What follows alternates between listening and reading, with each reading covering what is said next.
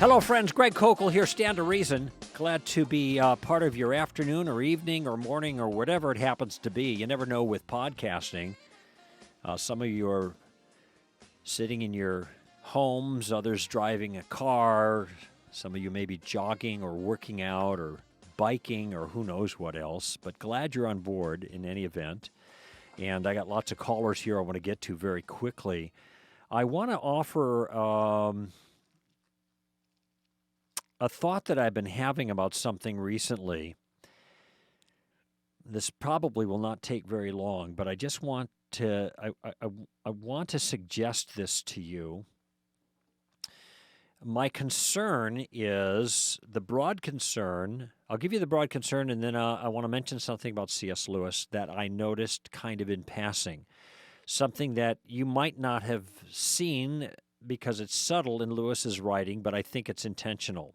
So here's the broad general thing. I am concerned by a kind of mood of triumphalism among Christians.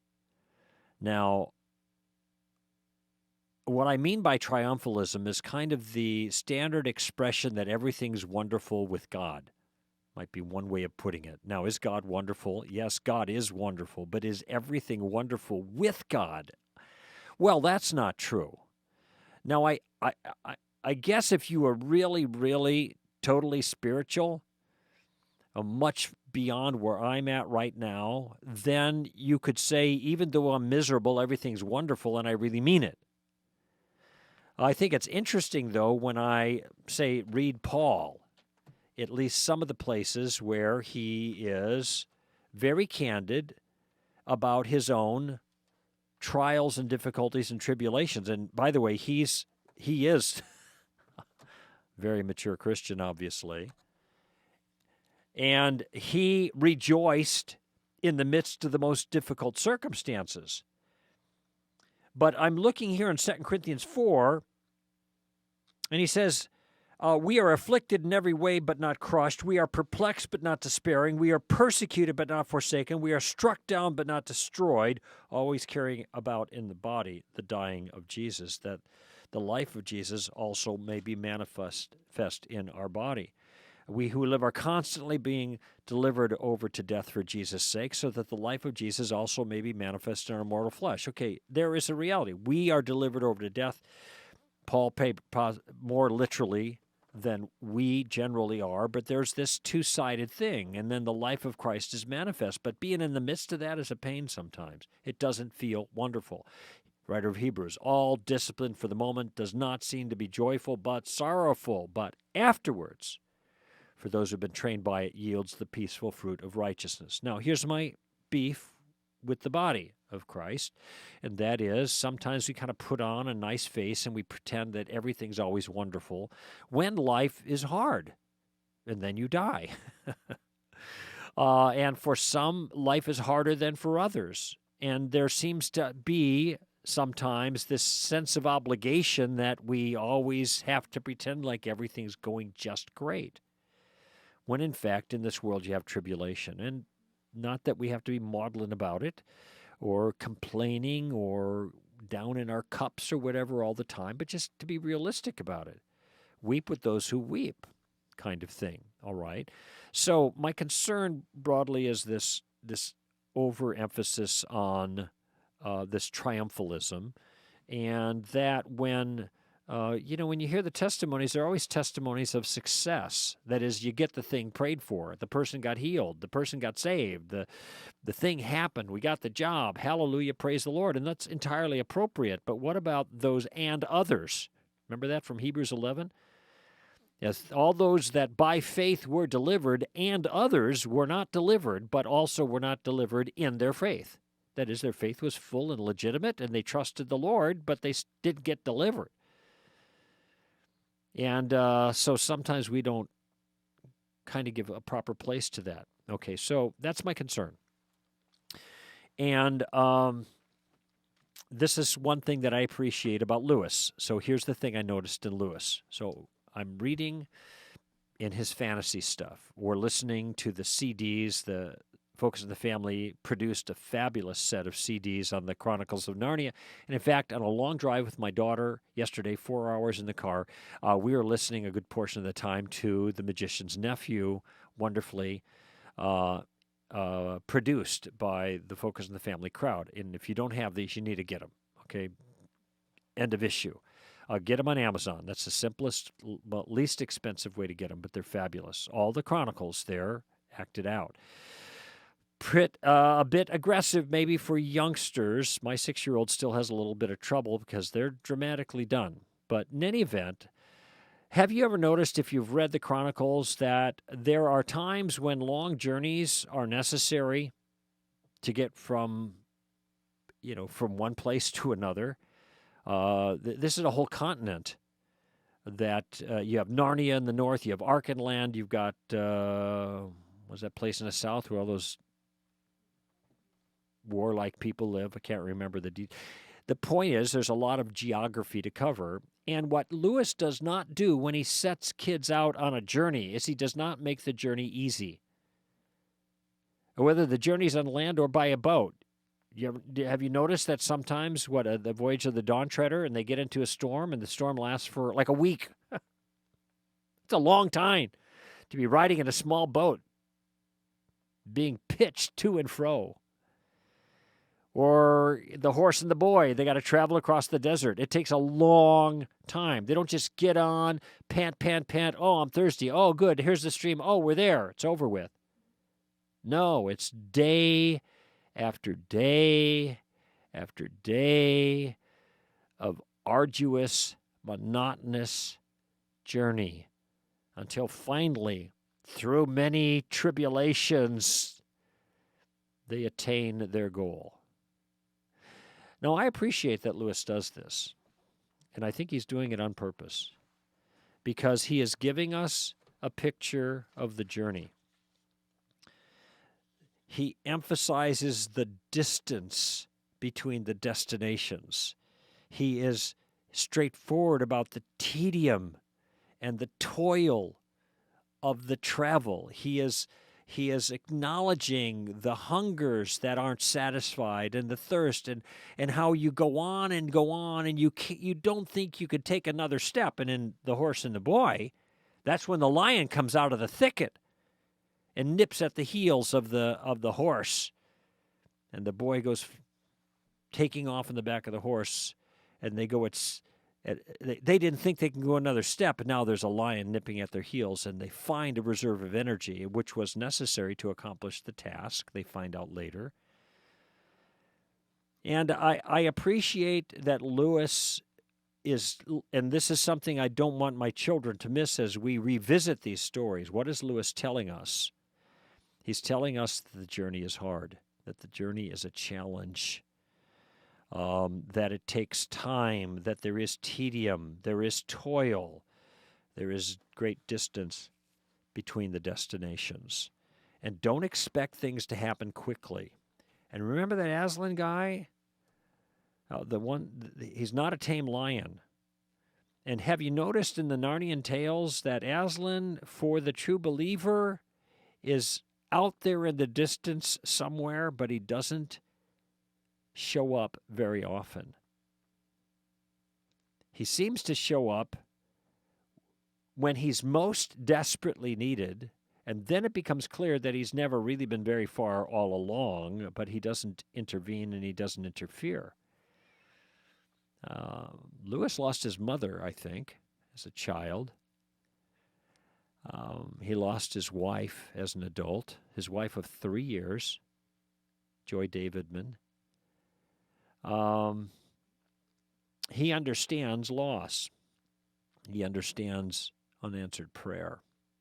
And he understands that both of these things, and the toil and the hardship and the tedium of the travel, are part of the normal, ordinary Christian life. So no inappropriate triumphalism there for him, yet appropriately triumphant in understanding the ultimate realities. And those are all communicated so well in those wonderful stories for children and for adults, for you and I. So I hope you benefit from them. All right, having said that, let's go to Calgary, Canada, and Nick. Hello, Nick. Welcome to the show. Hello, Mr. Koukl. How are you doing? I'm doing all right. Last time I was in Calgary, actually I was just a little bit south of Calgary in Fort something or other, starts with an M, and it was like 26 below zero Fahrenheit.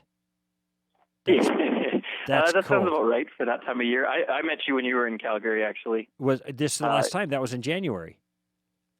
Yeah. If you don't remember me, I'm the person who exposed your horrible knowledge of Canadian geography. Oh gosh. Okay, that was You on are the one of the call, right? smarter I was people all I know, but I have that- yeah. Well, I was just confused. I mean, I know Calgary is in Alberta, and Alberta is a province, and Calgary is a city, like Calgary Stampede. But I was just really confused that day. So, That's all right. yeah. Okay. Well, nice to talk with you again, and you're free to correct any other mistakes I make, sir. All right. No, I don't think I have any off the top of my head. But all right. so I was listening a couple weeks ago, and I mean, this is probably a long-standing problem as of late, but you were getting a lot of calls about the whole issue of the gender reassignment, politically correct kind of thing that's going on. Where, yeah, and I could, I can hear you kind of at a loss, as I am, because you really can't. It's hard to appeal to the logical side of it. It seems like people just don't want to hear it, Mm-hmm. And I heard you saying, "Oh, I need to do some more thinking about it," and and I assume that meant maybe tactically or trying to find a better analogy. And I usually use the one about the rabbit, and of course, I mean, once again, I follow the logic perfectly, but I can see somebody being like, "Oh, how dare you say something about a rabbit?" And right, and just for the other listeners, I was saying, what if a person? This is regarding the young boy who thought he was a girl, and so the act of love was to treat the boy like a girl, allegedly the act of love, and this is what was the subject of the conversation. And then, and I used the illustration: what if the boy thought he was a rabbit? Would you put him in a hutch because he wanted that, and feed him carrots and change his ears to long ears and put fur on his back and stuff like that because you're being loving towards them? And I admit that this is somewhat of an extreme parallel or illustration, because I do think there's a parallel there, and it's only one of degree but not one of kind. It's one of degree, not kind. That's why I think it's a legitimate parallel.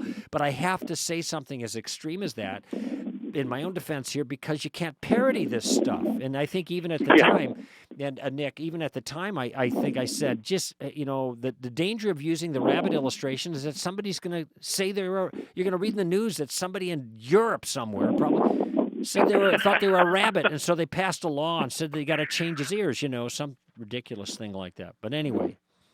Yeah, no, like I said, I follow the logic of it perfectly. It makes perfect sense, but when you're trying to reason with these people, the logic doesn't appeal to them, and so I was trying myself to think of what would be a more an illustration or a comparison that would maybe hit a little closer to home, or would maybe appeal to a more real life situation that people can relate to nowadays, like because they haven't heard of somebody who thinks they're a rabbit kind of thing. And I remembered that I had read a book by Michael Brown. I'm not sure if you have read any of his stuff. I have like 5 of his books that he gave to me. God bless him. There are he's got a massive tome on homosexuality, and then a number of other books dealing with Jewish evangelism. And I was actually on a show about a month ago, and so we know each other professionally. Yep. But and he was nice to interview me on, I think, on the tactics issue. But he's made quite a contribution apparently in this broader area. Did he come up with something that's a little more serviceable than my rabbit illustration? I think so, and I think he kind of did it almost more observationally than actually kind of throwing it out there that somebody could use. But the book is called "The Queerest Thing Happened to America," and that's probably the one you're talking about. Right. It's a really, really detailed book about the whole march of gay activism. And I would recommend it to anyone. But what he talks about is there's actually something. There's 2 examples that he gives. So the first one is he likens it to somebody who is an anorexic, who actually, who is picture the anorexic girl who is, been suffering this way for a while. You picture this 85-pound girl, ribs sticking out, standing in front of the mirror, absolutely 100% convinced that She's she fat. is obese. Yeah. She's obese, and she needs to fix it, and she's willing to do anything, and it, I mean, it can kill people, right? And so, and he kind of said, would the loving thing to do to intervene surgically and give that girl liposuction? You know, or would it be loving to come alongside that person and say, you know what, you are absolutely right, and we need to help you embrace the real you, so we're going to get you a personal trainer and put you on a 1,000-calorie a day diet, if they're even willing to do that, and we're going to drop you down to 65 pounds. Oh gosh, yeah, that is a good. Yeah, that's a good illustration. Yeah, I wonder. So that's a. What's that? I was going to say, I wonder if somebody might object that it's not parallel because being anorexic is clearly life damaging or something like that. Now, I think you could argue that, well, homosexuality is life-threatening in many ways. You look at the statistics, but gender confusion itself may not be. I'm just thinking about the potential pushback. I wrote it down on my notes here because I think that is a good suggestion. And I figured if there was a hole to be picked in it, I figured you would probably pick the hole in it. So. Well, that would be my objection if I were the other side. I would say that's not parallel. Okay, so you got another alternative? I have another one, and this is I think it's actually hard to believe, but it's actually real. So he actually refers to something that is called, I guess the street name, I can't remember the actual name for it, but the street name for it is called body integrity identity disorder or something like that. Body integrity identity disorder?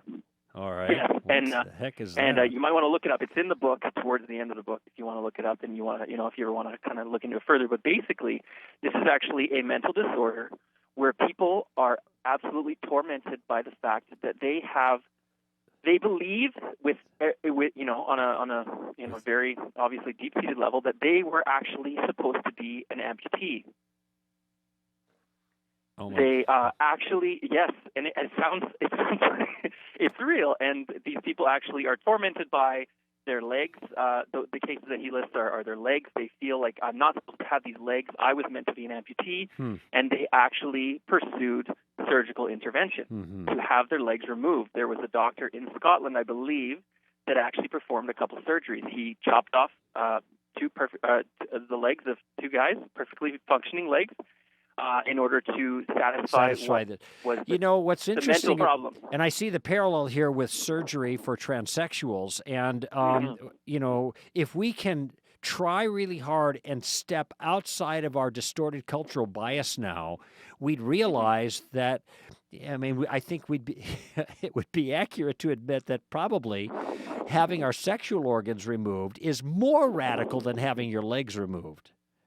Well, in a sense, and of course, these people were, both of them, I think, that had their legs removed, claimed in their interviews that they were happier now that they were not, and and of course, I'm sure that this doctor got extreme pushback from the medical community and whatever else. Well, I hope so, but you never know. Again, you cannot parody these kinds of things. Who knows? Exactly. But the ACLU there in England or whoever it was, it's said basically, campaigned on his behalf. Who knows? So anyway, but yeah, so I figure if something like gender identity is seriously so open for dispute, the way that they talk about it, like this is so open. There's nothing fixed here at all. Then I don't see how. It would be any less loving to come alongside this person who seriously thinks with everything inside of them that they were meant to have no legs. Right. And the loving thing to do, because the appeal is always made to this horribly distorted view of love. Yeah. So you got to kind of go back to that. Well, would you consider it loving? Was it loving of this doctor to actually remove the perfectly functioning legs of these individuals for the sake of their identity, whatever, their satisfaction or their mental wholeness, so to speak? They're obviously. Well, I think of this one passage in John, and I think I brought this up, but not John, but in 1 Corinthians 13, the lengthiest passage on love, it says that the love does not rejoice in unrighteousness, but rejoices in the truth. And so anyway, Yeah, well, I'll have to consider that next time around, Nick. Next time this issue comes up. Although I just find the rabbit thing so handy, in some circumstances that because I can actually think of people who might side with the anorexic or with the body integrity person who's an amputee, as crazy as that sounds. But I'm Yeah. trying to find an illustration that is legitimately parallel, but it's so out there that a person would sound stupid to affirm it.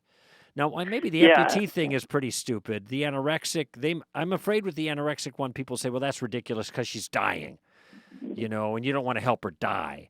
But this So little boy who what if thinks she'd be happy if she would just, drop down to, like, maybe she wouldn't die. She would just be, yeah, obviously, an unhealthy weight. Yeah. And I get it. Like, you like you said, you can't parody it, but I know the rabbit one is pretty much clean cut. It's kind of a knockdown like Mhm. but I can just see somebody dismissing that more, without even really thinking about it, just because, oh, come on, you're talking about a rabbit, we're talking about people, or something. No, People, wait, I'm talking about a person too. I'm talking about a of course, person who yeah. thinks they're a rabbit. Okay, yeah. So I'd want to fight back a little bit on that one. But your body Yeah. integrity identity disorder, if I can remember the phraseology, a It's body in that book that he integrity. gave you. Pardon me? If he gave you A Queer Thing Happened to America, then it's in that It's book. in And there, he yeah, talks about it. yeah. Yeah. Well, I'd still, I mean, for usage when I'm talking and carrying on conversations, this body integrity identity disorder, that's a good line because if you can give the exact wording here, it sounds like it has more credibility. Hmm. Instead of just saying, well, what if a person wanted to have his legs cut off because in their personal identity they didn't believe they were supposed to have legs, they believed they were amputees. Well, that kind of stuff actually took place in England, and there are people that believe that kind of thing. So how is this different? So that sounds more serviceable to me. Look, Yeah. Nick, I got to run. Sounds good. Got a break. Nice to talk to you again. Nice to talk to you, and thanks. You didn't even have to correct me on anything. So, Yeah, you did good today. You did all really right. good. I All didn't right. ask you about geography. That's why. Oh, that's right. Okay, great. Thanks so much for the call. Got to go to break. More coming up on Stand to Reason. You can find STR on Facebook, Twitter, Google+, and Pinterest. Interact with STR staff, post comments, get involved with other like-minded Christians. Want to know what is going on with STR? Speaking events, new podcasts, resources, and articles? Follow STR online. You can find all of our social media connections at str.org.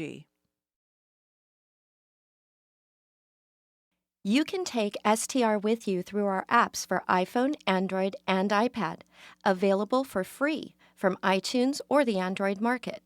You can listen live to STR's weekly webcast, to podcast archives by all of our STR speakers, check the STR blog, and access timely and practical resources on many subjects, including the latest Solid Ground, Greg's mentoring letters, and much, much more.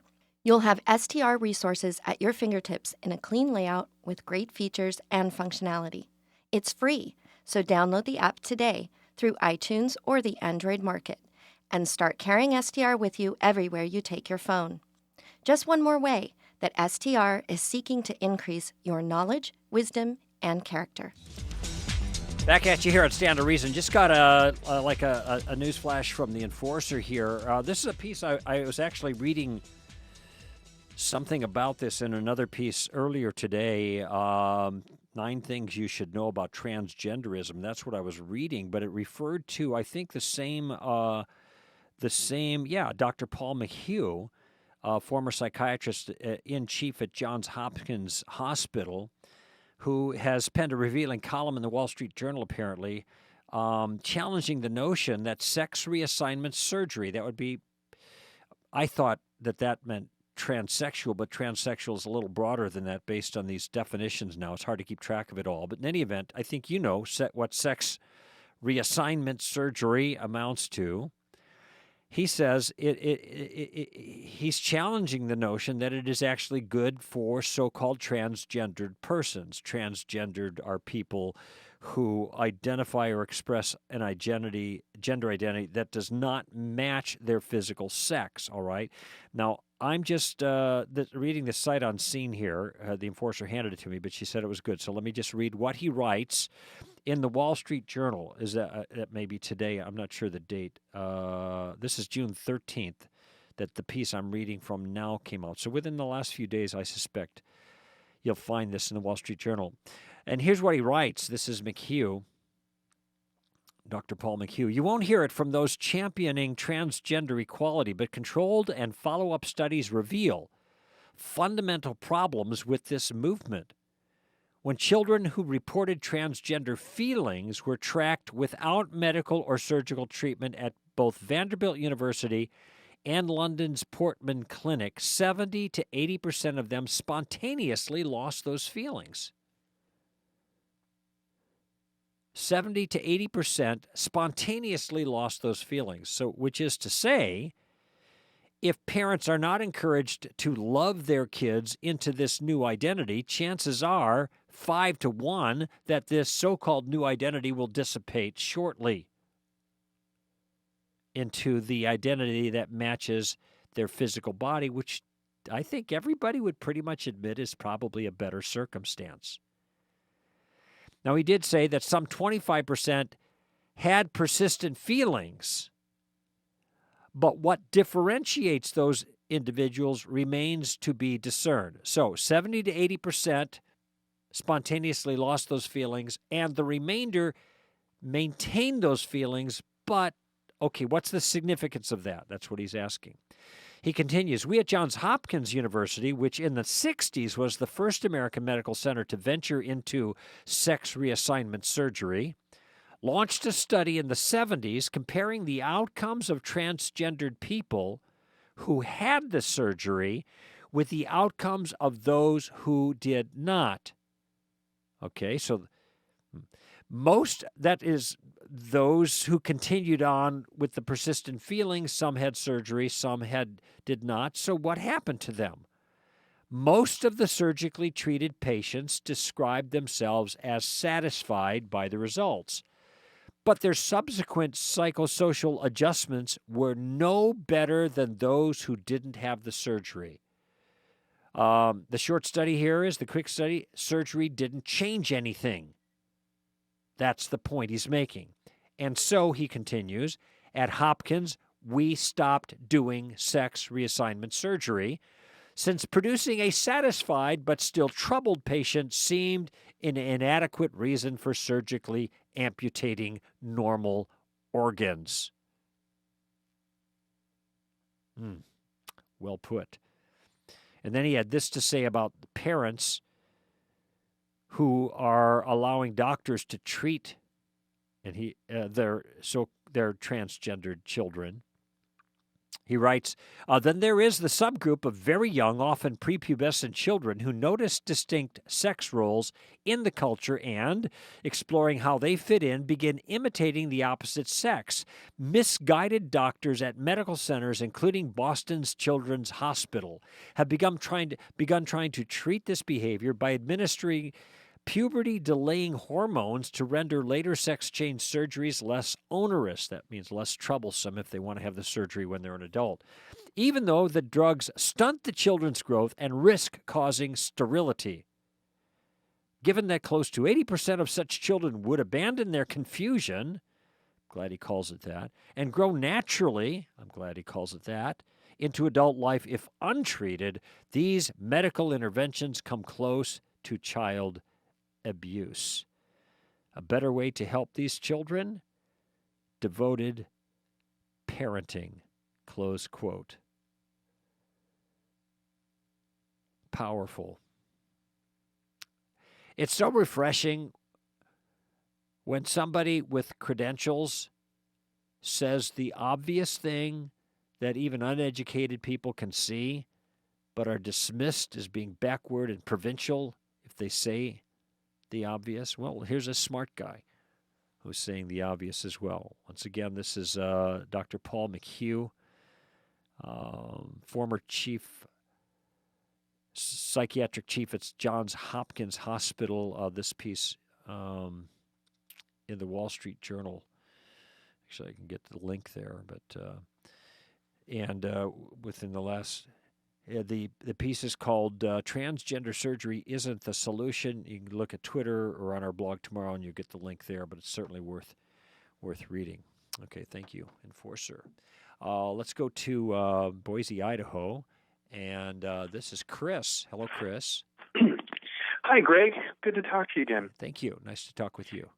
Well, I have a couple Lutheran friends, and I've been a believer for over 20 years, and this really has never come up, but the Lord's Supper has come up recently, Mm-hmm. and we've been talking about it in depth, and they take the view that, because the Lord said, "This is my body," Right. that they actually believe it's the literal body, that they're eating the literal flesh and drinking the literal blood of Christ. And they back it up with that scripture in particular and a few others, and the early church fathers and tradition. By the way, are you talking about Lutheran friends or Roman Catholic friends? Well, I've been talking with Lutheran friends, but I've been listening to some things online, and obviously the Roman Catholics believe similar. Well, the distinction is significant, at least to Lutherans and Roman Catholics. Sure. Because what you just described sounded more to me like the Roman Catholic view of transubstantiation, where you have the where you have the body and blood of Christ Mm-hmm. literally Yes. present there in the And Lord's Supper. That's true, and then they consider that it's not actually the bread and wine doesn't actually turn into the body and blood, but it's the accidental portion. It's the substance. It's the real presence. Well, okay, yeah. Just to clarify the terms, it's the substance, but not the accidents. The accidental properties, which are the kind of things that would allow us to recognize something as wine or flesh, these are not present. Those are the accidental properties, but the substance is there.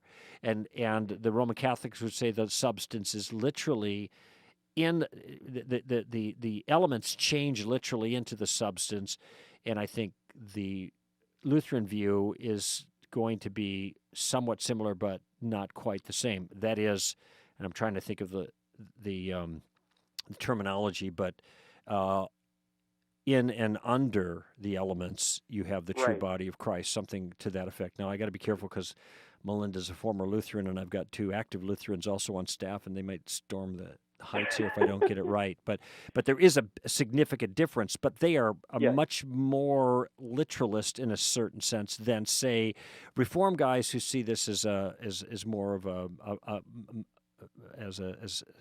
representative, so to speak. remembrance. Remembrance, right? Yeah. Okay, so I think that line of argument, there may be good reasons to argue for the Lutheran or the Catholic view, and I know Luther carved into the table where he was seated during this debate, this is my body, with a penknife or something, to make a fuss about the particular words. But I think that is a poor way of arguing for the view, because there are many things, even in that same discussion. Jesus said, "I am the vine." That's in John 15. It happened in the same discussion, the upper room discourse, as the Last Supper. Yet we could carve that into a wooden table, "I am the vine," but we don't think that he's made of branches, or we don't think that the accidents aren't there, but the substance is there of being a grapevine. No, we don't think that. We understand that he was using a figure of speech. And that's why I think this is a weak way of arguing. I think there might be other ways of arguing that are stronger, but using that proof texting, I think, is not adequate. There are too many times where Scripture, under God's pinions, we find protection. Well, pinions are feathers, but does that mean God's got wings? It's a figure of speech. But it does say his pinions, for goodness sake. So there it is, straight as, clear as day, Right. Well, it just strikes me that a very legitimate case can be made that this is a figure of speech, and it isn't univocal, that it isn't so obvious that that's what he said, that's what he means. But when they bring up the church fathers, and this is what they believed from the beginning, what's the tactical approach? What do I mean? Well, I think there's merit in what the church fathers say, but the church fathers are not the church fathers are not inspired writ. We have to go back to what the text itself says. The church fathers end up not agreeing on a number of things. They get some things wrong, and I'm not going to launch a broadside against the fathers. Mm-hmm. I'm just simply saying that this is worthwhile, but it isn't the final. It isn't the Scripture is the final arbiter here. Mm-hmm. And Well, go ahead. I'm sorry. It looks as though that they would break fellowship with me over this. I wouldn't. I've never thought of this as something I would break fellowship over them over. Yeah. But it is something they would not commune. They would not allow me to take communion with them. Yes. Well, breaking fellowship with you and not sharing communion are two different things. Okay. They could still have fellowship with you as Christians, but then to share at the communion table, and there's a sensibility about this that you have to judge the Lord's Supper properly in order to take it rightly. And Paul warns the Corinthians that some people who have not done so have gotten sick and some others have died. Mm-hmm. Now, what it means, so I think that's a legitimate concern. What it means to judge it rightly and taking it properly, that's another issue. Mm-hmm. And I'd have to say, I, for one, have not gone into this in any depth. And when I read, say, some of this about Corinthians where this discussion takes place, it seems, from my understanding, is that people were going to the Lord's Supper and they were gorging themselves. They were making a meal out of it. And so they were not taking it properly. They were acting inappropriately with regards to the solemn sacrament, and consequently bringing judgment on themselves. It is not clear to me that these are bringing judgment on themselves because they didn't realize they were really eating the real presence of Christ, and they thought they were only eating bread and drinking wine, and therefore the judgment came. That isn't clear to me from the passage. So how should I be seeing the Lord's Supper? Well, I see it as a memorial. I do not see transubstantiation or real presence, okay? Transubstantiation being the Roman Catholic view, real presence being the Lutheran view. I have not been compelled by those arguments. And incidentally, for those who want to make the case that this is somehow necessary as part of our, salvific participation or exercises, Jesus gave both the bread and the cup. And so why is it that those traditions that teach, well, I'm thinking more of the Roman Catholic tradition now, only give the wafer and not the cup, if the wafer and the cup themselves represent the transubstantiated body of Christ? This is the body of Christ and this is the blood of Christ. I understand that the Catholics view this is, I think, at the Vatican II or Trent, I can't remember which, but that they consider the wafer the body and blood. All right. Okay. Well, to me, this almost sounds like storytelling, at this point. Mm-hmm. Oh, this is how we get around it. We'll just call it the body and blood. Look, if you're just going to take these accounts in a straightforward way, if Jesus said you got to eat my flesh and drink my blood, that's John 6, and what he was talking about was the Last Supper, and then he gives his body, which is the bread, and the blood, which is the wine, well, then, you can't change the definitions down the line 1,600 years later. Let's just play consistently here. Mm-hmm. But you proclaim the Lord's death until he comes. I think that's the way I view that. Do this in remembrance of me. Don't do this to eat me. Do this in remembrance of me. I think there's latitude there for a remembrance type of view. I don't think it necessarily takes anything away from it, but I guess if you really think you're eating Jesus' body and drinking his blood, well, that's a little bit more dramatic than just having piece of bread and some wine or grape juice as a remembrance. I agree. Mm-hmm. Incidentally, it was against the Jewish law to drink blood. Right. I did bring that up from Leviticus, I think it's 17. But they said one of them said that it was the blood of animals, and who we didn't want the life of blood of animals within us, but we do want the life of Jesus within us. So that was all right. That sounds like more storytelling. Okay. The text said, don't drink blood. Are you saying that it only meant animals, but it's okay to drink human blood? That's Jesus' blood, yes. That's what he's saying. Well, all right.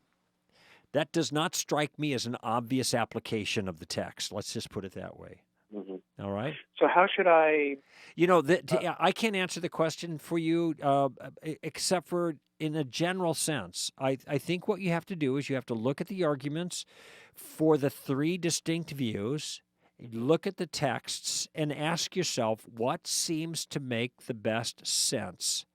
I'm not going to campaign aggressively for one over the other, although I've campaigned a little bit against the first two, but because I'm not schooled enough, I think, in the details of the argument, nor do I care that much about it to get schooled in the details of it. Yeah, I guess that's why I haven't covered it in 20 years. Well, look, if I'm proclaiming the Lord's death until he comes, commemorating with the bread, do this in remembrance of me, then how is it that I'm somehow dishonoring God because I don't understand the peculiarities of it the way excuse me, that somebody else does, I don't see how that's going to create a problem. So that doesn't seem to be in the text that you got to understand all these details. Anyway, got to run. Okay, Chris? Thank you. Yeah, and I appreciate. One other quick. I don't have time for it. I got to get to another caller. We're almost Okay. out of time. Okay. Thanks so much for the call. And I'm going to just skip this break because we've got an interview coming up next hour, and I want to get to some of the others. Let's talk with Brian in Cincinnati, Ohio. Brian, welcome to the show. Hi. Hi. I would just want to say quickly thank you for your ministry over all the years. Well, you've been an incredible help to me. Thanks. And I just had a quick question about I have a leftover occult literature in my house. Now, there's a wide variety of it, and when I say variety, I mean topical. And and I just, based on what your answer to that question is, I wanted to push back a little bit. Basically, do I need to get rid of it, and if so, how would I dispose of it? Well, the example that we have scripturally is from the Ephesian Christians who had a lot of occultic material and they burned it.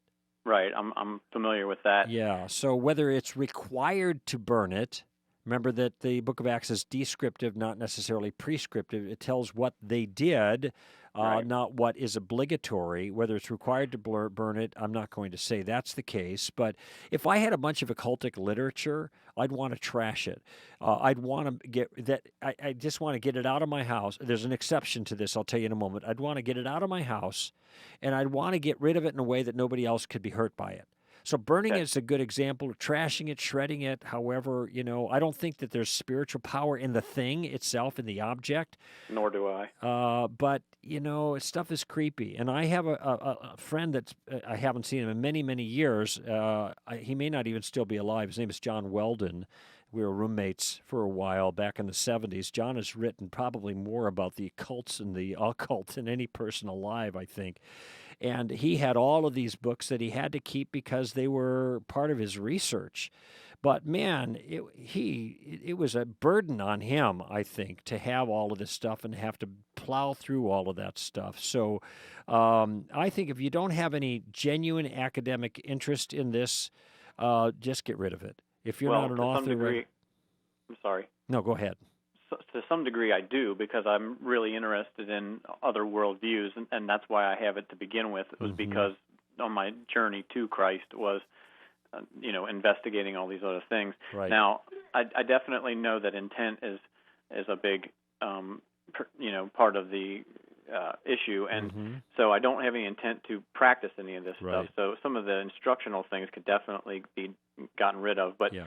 How far do I go then from there? Do I get rid of any stories that are any other literature, like fictional tales that are heavily occultic in nature, or especially with regards to music. Like I have a huge music collection, records and CDs, and I've noticed that you guys, even I think last week or the week before, you guys even used a Beatles song, which I know that particular song wasn't, overtly occultic, but they are proponents of occultic They views. had a lot of odd views, right? Yeah, and I don't think that just playing the music of somebody who's got odd views somehow makes you complicit in the views. Nor do I. Yeah, well, the answer, I can't actually give an answer to your question because it's not clear to me that there's a moral rule that applies. I think that what the Ephesians did is instructive, but I don't, and so you can't go wrong by getting rid of it all, and just kind of making a clean break with it. But I don't agree that there's any badness attached to the articles themselves. They still seem a little creepy to me. But again, if you have a legitimate academic interest in it that's kingdom related, then I think then you're going to have to make your own decision about some of this stuff. It's just not a question that I can answer for you. Well, more than anything, I just was curious about how to dispose of it, because I felt that it would not be a good idea to take them to some secondhand bookstore, and then sell them there, and then someone else picks it up. Well, what you might want to check with is a Christian college that has that may have a library of that material, and they might make use of it, and then I just donate it. But I think this is a significant consideration. You don't want it to put it. Don't want to dispose of it in a way that it can do damage in somebody else's life. No, I don't. Okay, so either that would be giving it to someone else who is going to have a measured, appropriate use of it, or destroy it completely. Get rid of it in a way that it can't hurt anybody else. Have it shredded, burned, whatever. Okay. Alrighty? I'll have to use discernment on which ones to get rid of then. Okay, thank you. There you go, Brian. Yeah, it's a tough call here, but I appreciate the question, and it's going to be a conscience issue at this point. Let's go to Carmel, California, and Paul. Hi, Paul. Hi, Greg.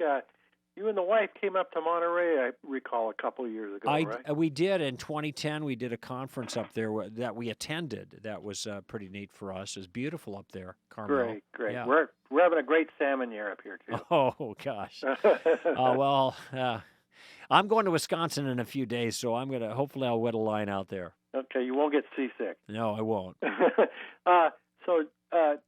You Stand to Reason is doing such bold work on the issue of homosexuality, and especially what Alan's been writing, and it's really helped me in talking to my adult children who are just perplexed at giving answers to this issue, and I just want to commend you on that. And I wanted to know if you were aware of Governor Perry's comments at the Commonwealth Club in San Francisco earlier this week. Oh, no, I'm not aware of them. I have actually been at been a guest at the Commonwealth Club as a speaker at least twice, maybe 3 times. It's a wildly leftist enterprise, but they occasionally have conservatives speak there. It's largely a political thing, but I got a chance to do a couple of things there and hopefully have a spiritual impact. But what was it that he said? Well, here's the quote.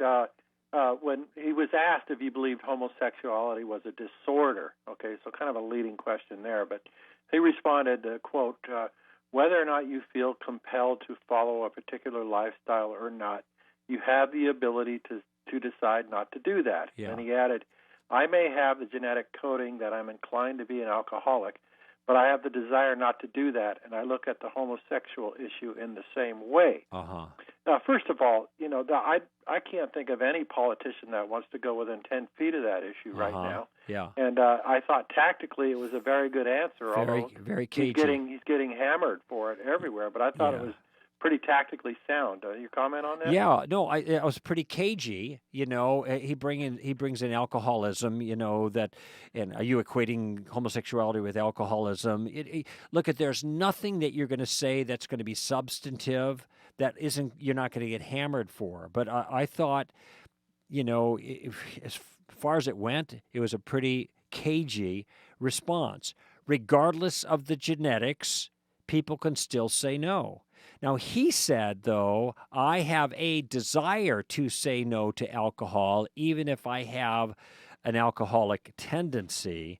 And maybe the other side could say, yeah, okay, we don't have the desire to say no to our homosexuality.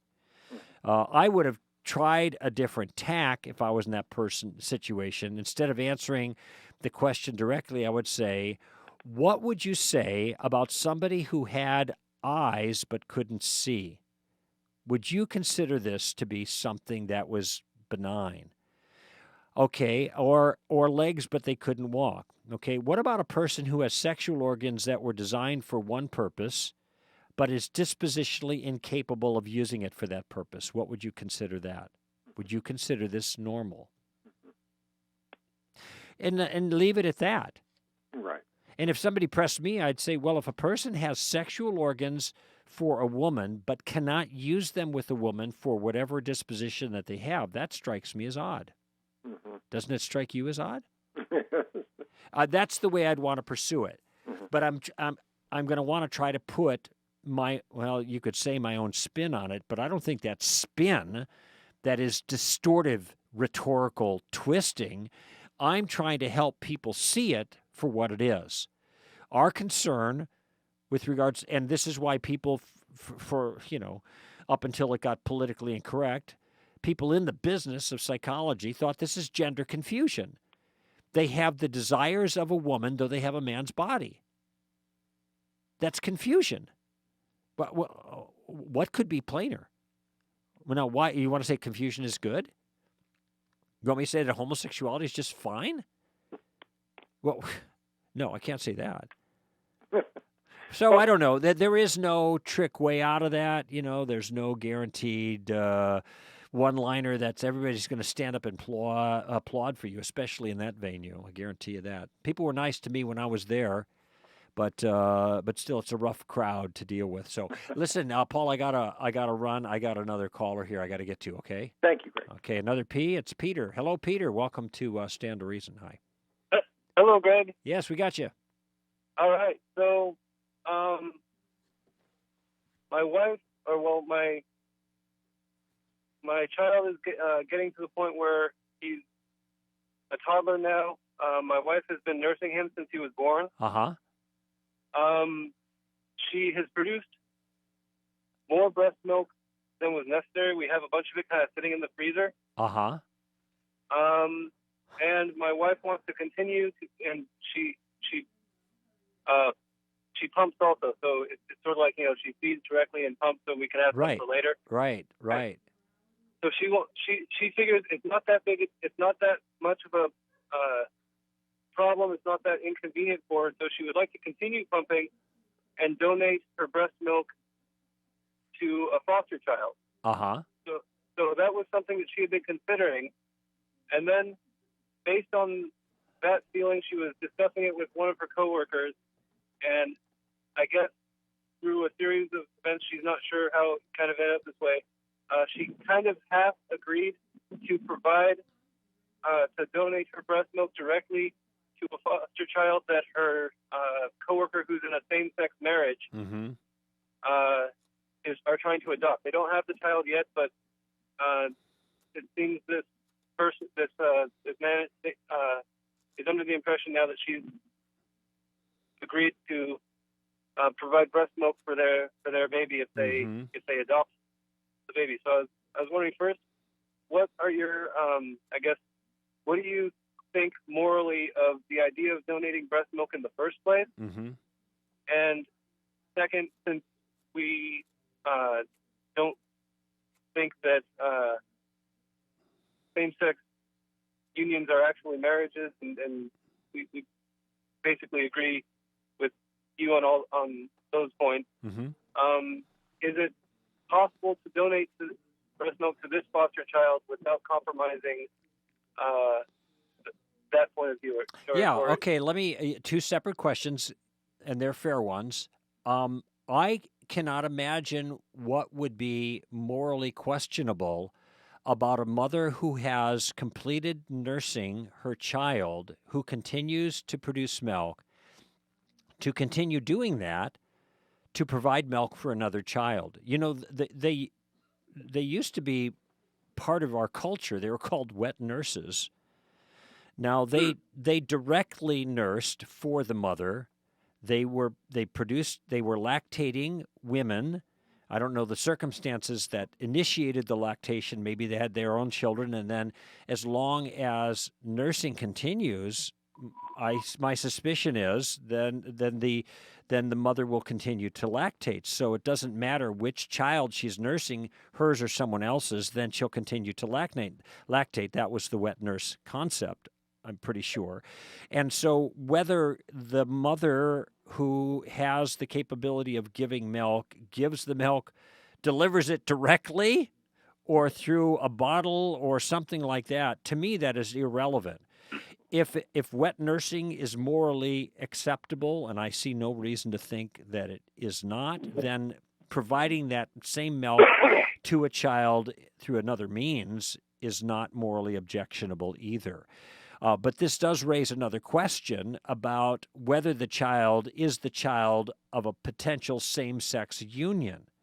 So let me ask you a question. Let's take this child. Let's say that this child in question that would maybe receive the milk would receive some other food from you. Would it be legitimate for you to feed a child who is hungry that had, say that the child had been produced through a rape?